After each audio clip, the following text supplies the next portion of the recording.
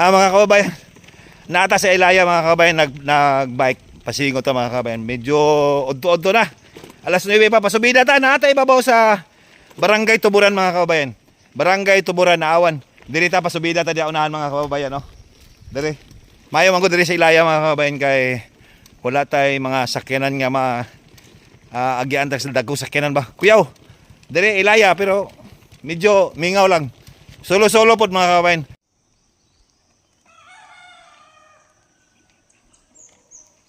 Kaya medyo kuyaw ang dalan diri dapita mga kababayan kay puro tambak ba bato sa kalsada ni tumbuak-buak kuya diri oh.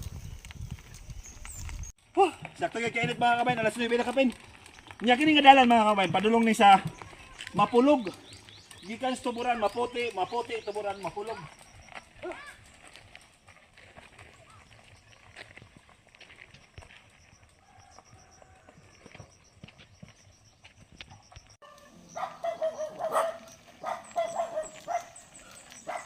Medyo taas-taas gini nga subida mga kababayan. Wala pa ta katunga. Nya init apod kamay.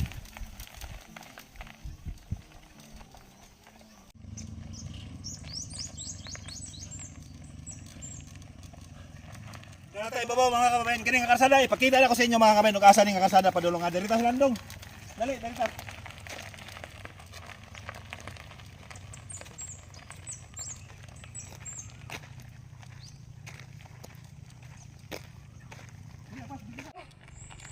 Grabe kainit.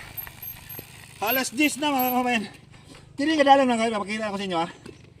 Kini nga dalan mga kababayan, kini dire. Kato yung subidahan na to mga kababayan. Grabe. Sakto kini kana dia.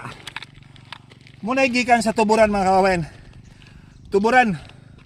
Gikan sa highway Maputi, Tuburan. Grabe ka lang ka.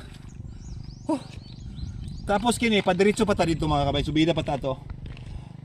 Simentado na dia. Pero ang plano ani simentohon pagkulo ni diri mga kabayan kini. Unya kini pud nga dalan diri mga kabayan kini.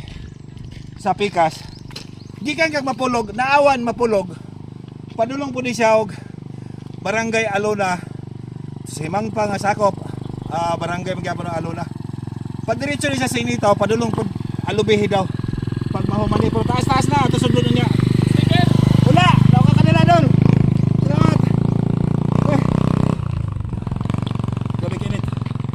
Palong ko pala no. Og daghang salamat mga kabayan, daghang salamat.